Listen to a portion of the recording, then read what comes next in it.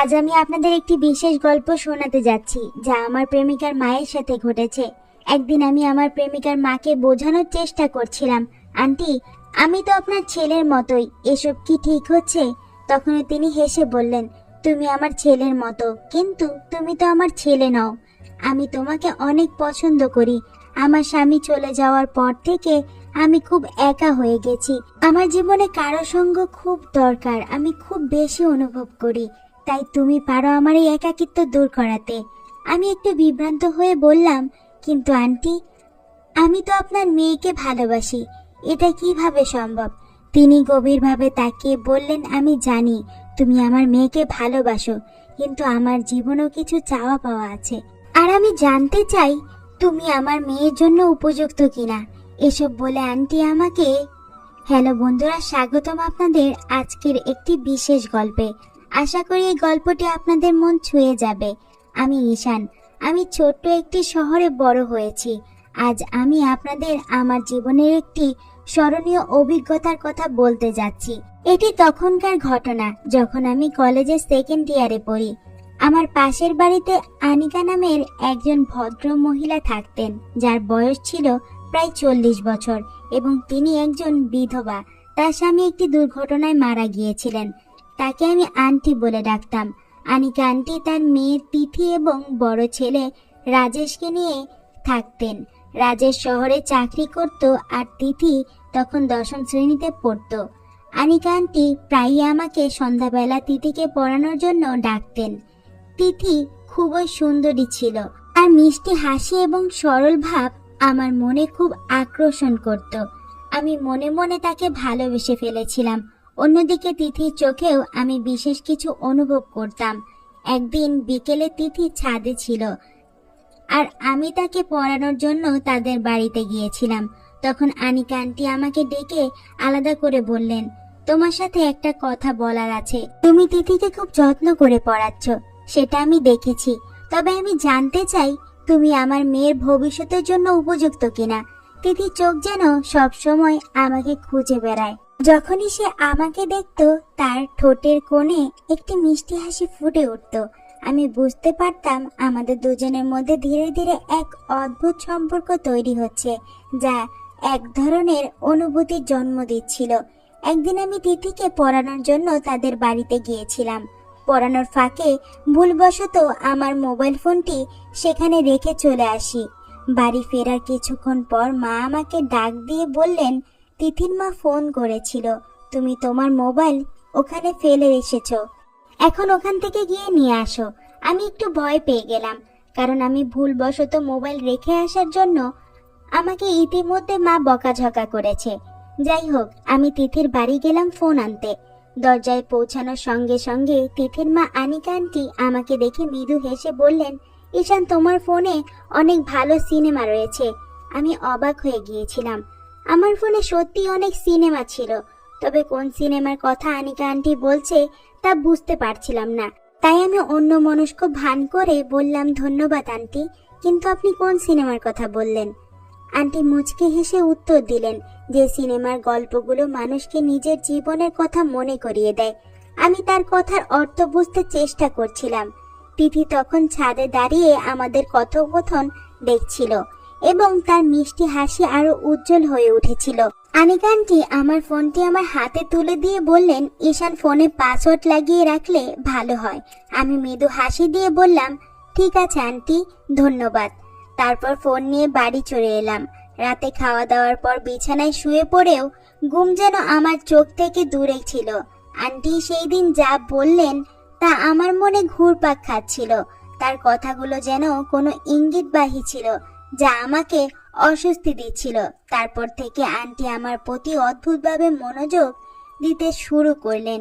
কখনো ছাদে, কখনো গলিতে, আবার কখনো অপ্রত্যাশিতভাবে বাড়িতে ডেকে আমাকে কথা বলতেন। তার আচরণে আমি মাঝে মাঝে বিভ্রান্ত হয়ে পড়তাম। একদিন সন্ধ্যায় আমি তিথিকে পড়াতে তাদের বাড়িতে গিয়েছিলাম। বাড়ি ঢুকতে আন্টি বললেন, আজ তিথি বাড়িতে নেই, ও তার কাকুর বাড়িতে গেছে। সকালে ওর কাকু এসে নিয়ে গেছেন। আমি বললাম, তাহলে তো আজ আর পড়ানো হবে না, আমি তাহলে উঠি।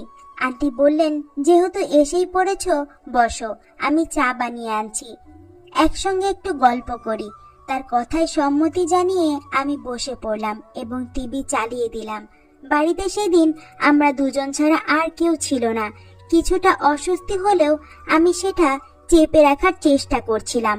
কিছুক্ষণ পর আন্টি চায়ের কাপ নিয়ে এলেন।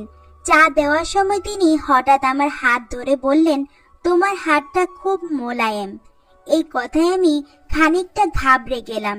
তার চোখে এক অদ্ভুত দৃষ্টিভঙ্গি ছিল যা আমাকে কিছুটা বিচলিত করলো। আমি সেই মুহূর্তে পরিস্থিতি সামলে নিয়ে দ্রুত চা শেষ করে বললাম, ঠিক আছে আন্টি, আমি এখন উঠি, কাল আবার আসবো। তারপর দ্রুত তাদের বাড়ি থেকে বেরিয়ে এলাম। আন্টি মৃদু হেসে আমার পাশে এসে বসে বললেন, ঈশান, আজ আমাকে বাজারে যেতে হবে, তুমি কি আমার সঙ্গে যাবে? আমি বললাম, আন্টি, আজ আমার কিছু কাজ আছে, তাই আমাকে এখন বাড়ি ফিরতে হবে। তিনি মৃদু হাসি দিয়ে বললেন, ঠিক আছে, তোমার কাজ সেরে নাও, ফ্রি হলে আমাকে জানিও। আমি চায়ের কাপ টেবিলে রেখে উঠে দাঁড়ালাম। বললাম, ঠিক আছে আন্টি, আমি এখন যাই, পরে দেখা হবে। তারপর দ্রুত বাড়ি ফিরে আসি।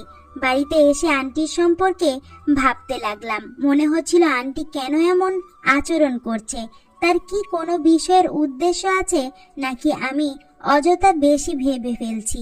নিজেকে বোঝানোর চেষ্টা করলাম, ঈশান, হয়তো তুই ভুল বুঝছিস, আন্টি তো কেবল ভদ্রভাবে কথা বললেন, হয়তো আমি নিজেই অকারণে ভুল অর্থ বের করছি। কিন্তু ওই চিন্তা মাথা থেকে সরাতে পারছিলাম না। ঠিক তখনই মা আমার ঘরে এসে বললেন, ঈশান, বাজার থেকে কিছু জিনিস আনতে হবে, তাড়াতাড়ি গিয়ে নিয়ে আয়। আমি বললাম, ঠিক আছে মা, আমি এখনই যাচ্ছি। এমন সময় আন্টি মায়ের ফোনে কল করলেন। মাকে বললেন, আমার বাজারে কিছু কাজ করতে হবে, ঈশান কি আমাকে একটু নিয়ে যেতে পারবে? মা বললেন, ঈশান তো এখনই বাজারে যাচ্ছে, তুমি চাইলে ওর সঙ্গে চলে যেতে পারো। মায়ের কথা শুনে আমি কিছুটা হতভম্ব হয়ে গেলাম। আমি আন্টির সঙ্গে যেতে চাইছিলাম না, কিন্তু মায়ের কথা ফেলতেও পারলাম না, তাই বাধ্য হয়ে বাইক নিয়ে তার বাড়ির সামনে গেলাম। দেখলাম তিনি আগে থেকেই রেডি হয়ে দাঁড়িয়ে আছেন। আমাকে দেখে মুচকি হেসে বললেন, চলো ঈশান। আমিও ভদ্রতার খাতিরে হাসি দিয়ে বাইক স্টার্ট করলাম। বাইকে ওঠার পর কিছুক্ষণ চলার পর হঠাৎ আন্টি আমার দিকে একটু বেশি ঝুঁকে পড়লেন। আমি বললাম, আন্টি, একটু ঠিকভাবে বসুন। তিনি বললেন, বাইক চালানোর সময় খুব ভয় লাগে, তাই কাছে থাকতে ইচ্ছে করে। আমি কি বলবো বুঝতে পারছিলাম না। নিজেকে যতটা সম্ভব শান্ত রেখে গন্তব্যে পৌঁছানোর চেষ্টা করতে লাগলাম। বাইকে যাওয়ার সময় আনিকা আন্টি আমার পেছনে শক্ত করে ধরেছিলেন। তিনি বললেন, বাইক চলার সময় খুব ভয় লাগে, তাই একটু শক্ত করে ধরে আছি। তার কথা শুনে আমি কিছু না বলে চুপ করে গেলাম। পুরো পথ জুড়ে তিনি এভাবেই ধরেছিলেন, যা আমাকে বেশ অস্বস্তিতে ফেলছিল। তবে কিছু বলার মতো অবস্থা ছিল না। কিছুক্ষণ পর আমরা বাজারে পৌঁছে গেলাম। আমি বললাম, আন্টি, আপনার যা যা কেনাকাটা করতে হবে আপনি করুন, আমি অন্য দোকানে গিয়ে আমার প্রয়োজনীয় জিনিস কিনে নেই। আপনার কেনাকাটা শেষ হলে আমাকে কল করুন, আমি এসে আপনাকে নিয়ে যাব।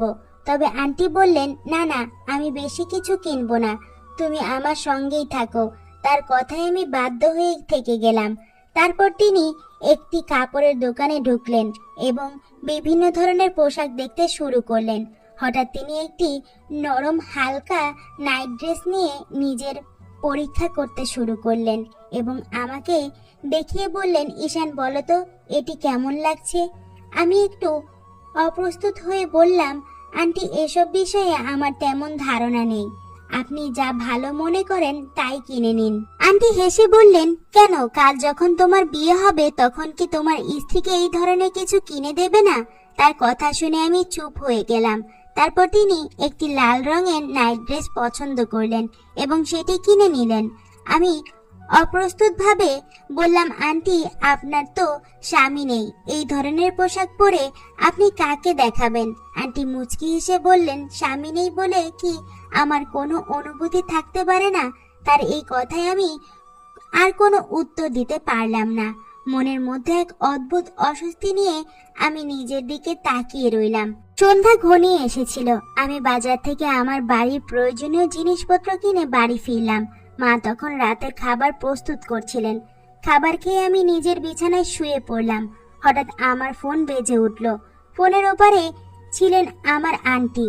তিনি বললেন, তুমি কি আমার বাড়িতে একটু আসতে পারবে? আমি ক্লান্তির অজুহাত দিয়ে বললাম, আন্টি আমি তো সবে খাওয়া দাওয়া শেষ করেছি, খুব ক্লান্ত লাগছে, আজ আর সম্ভব নয়। যদি বিশেষ কোনো দরকার না থাকে তাহলে কাল দেখা করব। তিনি মৃদু হেসে বললেন, ঠিক আছে, তুমি বিশ্রাম নাও, কাল এসে দেখা করো। আমি শুয়ে শুয়ে আন্টির মেয়ে তিথির কথা ভাবতে লাগলাম। ওকে আমার খুব ভালো লাগে। মনে হয় ওর প্রতি আমার বিশেষ অনুভূতি তৈরি হচ্ছে। ওর অনুপস্থিতিতে সময় যেন থমকে থাকে। নিজেই ভাবতে লাগলাম, তিথি যদি তার চাচার বাড়ি থেকে ফিরে আসে তাহলে আমি আমার মনের কথা ওকে জানাবো। ও কি উত্তর দেবে সেটা ভেবে আমি দোটানায় পড়ে গেলাম। এসব ভাবতে ভাবতে কখন যে ঘুমিয়ে পড়লাম বুঝতেই পারিনি। সকালে ঘুম ভাঙতে দেখি আন্টির একটা শুভ সকাল জানানো মেসেজ মোবাইলে এসেছে। মেসেজ পড়ে আমার মনের ভেতর অস্বস্তি শুরু হলো। আমি দ্রুত মোবাইলটা বন্ধ করে দিলাম যাতে আর কোনো ঝামেলায় না পড়ি। আমি এখন আন্টির ডাকে একটু এড়িয়ে চলতে শুরু করেছি। সকালে ঘুম থেকে উঠে সোজা বাথরুমে গিয়ে ফ্রেশ হলাম। গোসলের পর মনে হলো বন্ধুদের সঙ্গে সময় কাটানোর জন্য একটু বাইরে যাওয়া যাক।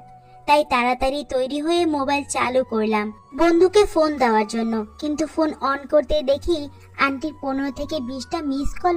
পরিস্থিতি বুঝে দ্রুত বন্ধুকে কল করলাম। তারপর ফোনে আবার বন্ধ করে পকেটে রেখে দিলাম।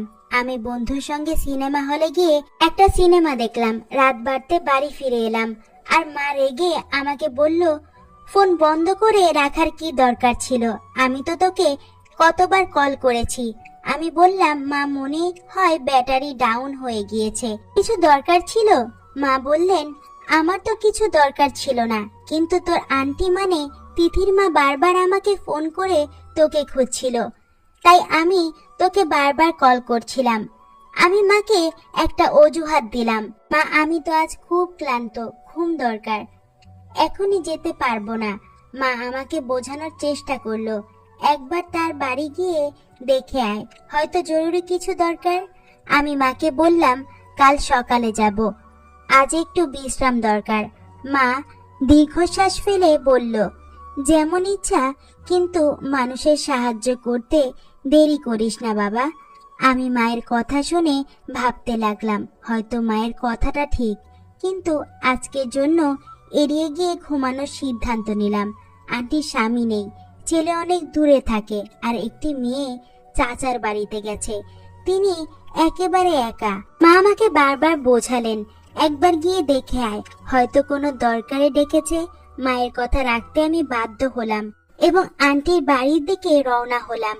আমি দরজায় বেল দিলাম আর আন্টি দ্রুত এসে দরজা খুললেন।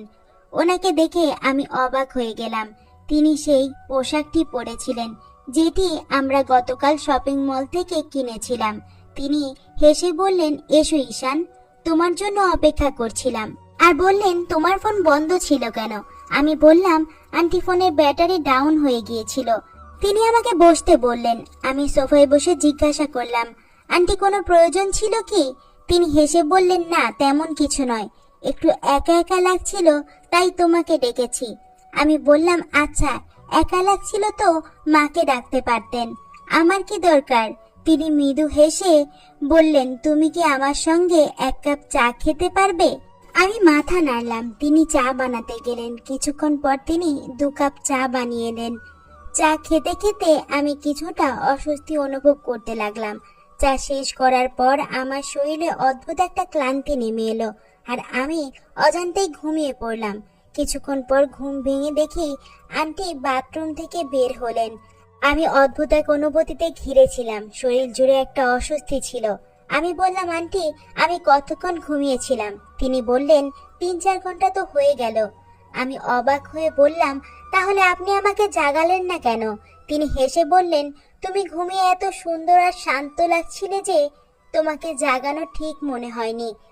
এই কথা বলে তিনি আমার পাশে বসে আমার হাত ধরলেন এবং বললেন, ঈশান আমি তোমাকে খুব পছন্দ করি, আমি সঙ্গে সঙ্গে তার হাত ছাড়িয়ে উঠে দাঁড়ালাম। গভীর স্বরে বললাম, আন্টি আপনি কি বলছেন? আপনি তো মায়ের মতো, এমন ভাবনা কিভাবে আপনার মাথায় এলো? এ কথা বলে আমি দ্রুত বাড়ি ফিরে এলাম।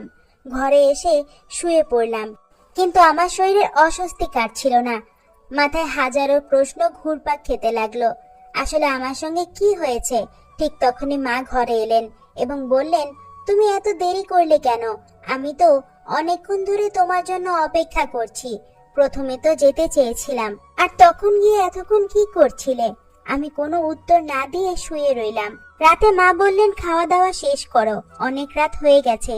আমি মাথা নিচু করে বললাম, মা আমার খিদে নেই, আমার খিদে তৃষ্ণা সব চলে গেছে।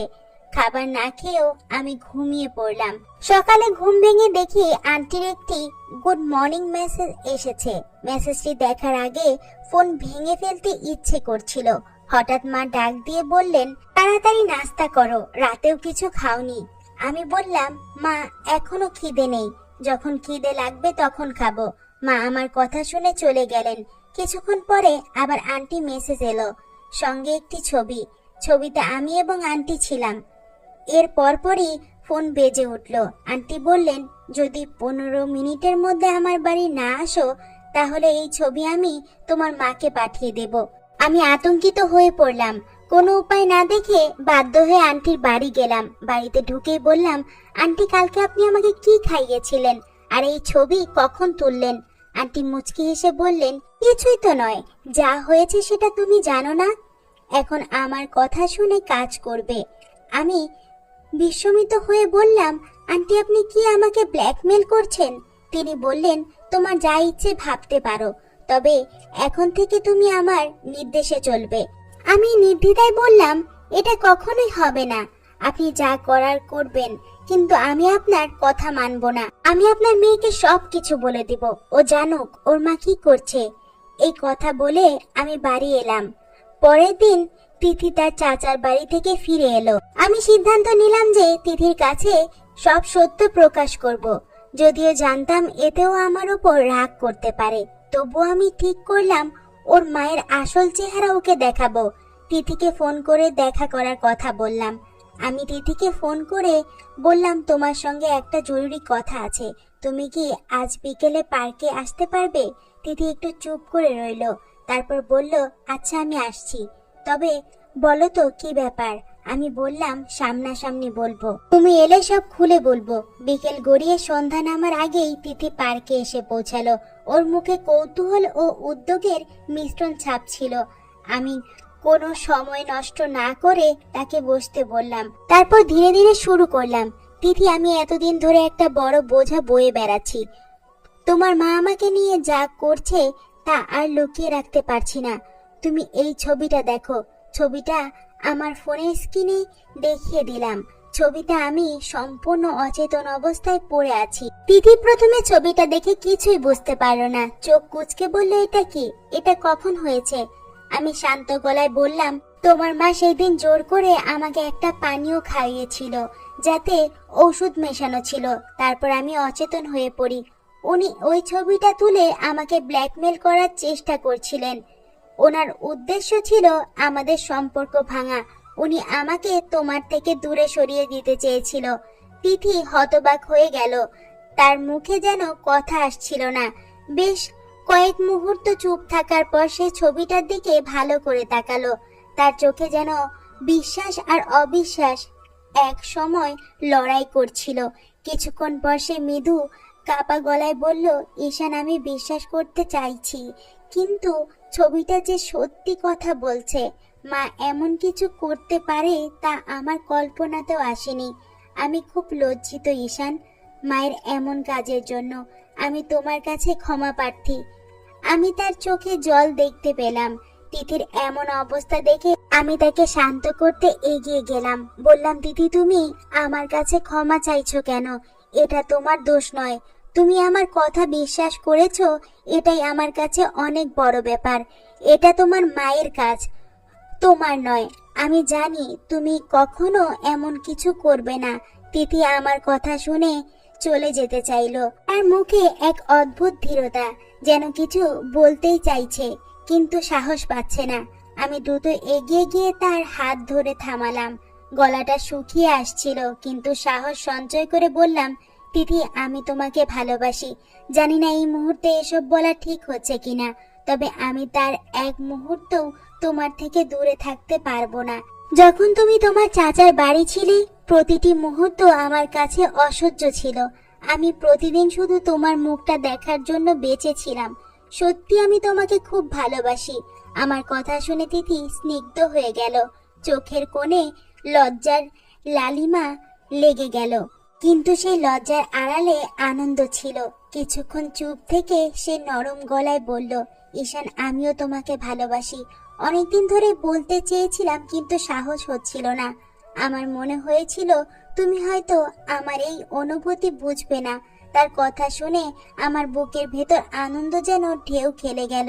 আমি তখনই বুঝতে পারলাম এই ভালোবাসা শুধু আমার নয়, দুজনের। তিথি এক পা এগিয়ে এসে ফিসফিস করে বলল, আমাদের দ্রুত বিয়ে করা উচিত। আমি আমার মায়ের সঙ্গে থাকতে পারবো না। তার প্রতি আমার যতটা শ্রদ্ধা ও ভালোবাসা ছিল সব শেষ হয়ে গেছে। তার নিয়ন্ত্রণ থেকে বেরিয়ে আসতে চাই। তিথির কথা শুনে আমি হতভম্ব হয়ে গেলাম। এতদিন তার মায়ের সঙ্গে তার সম্পর্ক যে এমন তিক্ত হয়ে উঠেছে তা আমি বুঝতেই পারিনি। আমি তার কাঁধে হাত রেখে বললাম, তিথি, চিন্তা করো না, আমরা একটা সুন্দর ভবিষ্যৎ তৈরি করব। কিন্তু সমাজের নিয়ম আমাদের মানতে হবে। তুমি 18 বছর হলে আমরা বিয়ে করব। আমি প্রতিশ্রুতি দিচ্ছি, তোমার জীবন সুখী করার জন্য আমি সবকিছু করব। তিথি শান্ত হয়ে আমার দিকে তাকালো। তার চোখে ভালোবাসা আর বিশ্বাসের মিশ্রণ স্পষ্ট ছিল। আমরা সেই দিন একসঙ্গে একটা প্রতিজ্ঞা করলাম যে আমাদের সম্পর্ককে কোনো কিছুই আর দুর্বল করতে পারবে না। সময়ের সাথে সাথে তিথির 18 বছর পূর্ণ হলো। সমাজের সমস্ত নিয়ম মেনে আমরা একে অপরের জীবন সঙ্গী হলাম। আমাদের বিয়ে ছিল একবারে সাধারণ, কিন্তু আমাদের ভালোবাসা ছিল অসাধারণ। বন্ধুরা, আমি সেই ছেলেদের একজন নই যারা শুধু মুখে ভালোবাসার কথা বলে কিন্তু হৃদয়ে তা অনুভব করে না। তিথি আমার জীবনের আলো, আমার প্রতিটি মুহূর্তের কারণ। ভগবানের কাছে আমি কৃতজ্ঞ, যিনি আমার ভালোবাসাকে আমার কাছে ফিরিয়ে দিয়েছে। তো বন্ধুরা, এই ছিল আজকের গল্প। গল্পটি কেমন লাগলো তা কমেন্টস করে অবশ্যই জানাবে। গল্পটি ভালো লাগলে আমাদের চ্যানেলটি সাবস্ক্রাইব করতে ভুলবে না এবং বেল আইকনে একটি ক্লিক করে রাখবে, যাতে আমার চ্যানেলের সমস্ত ভিডিওর নোটিফিকেশন তোমাদের ফোনে চলে যায়। সবাই অনেক বেশি ভালো থাকবে, সুস্থ থাকবে। আর একটি নতুন গল্প নিয়ে চলে আসবো।